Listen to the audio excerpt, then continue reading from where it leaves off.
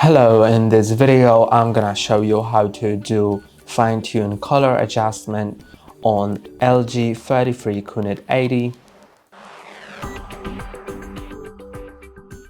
To do it, press and hold on the settings button on your remote to open the full settings, then go to Picture, Advanced Settings and find Color, then find Fine-Tune and click on color adjustment, and you can set it to off, low, medium or high, or when you set it to user selection, then you can click here and adjust settings, or just go back and adjust settings like that.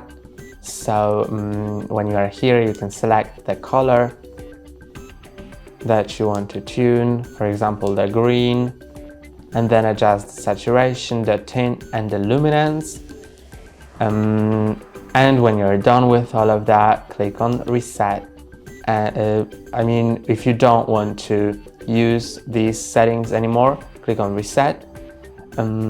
So I'm gonna reset it, but if you want to leave it as it is, if you've adjusted it, you can just go back. So that's all for today. Don't forget to like and subscribe. See you next time.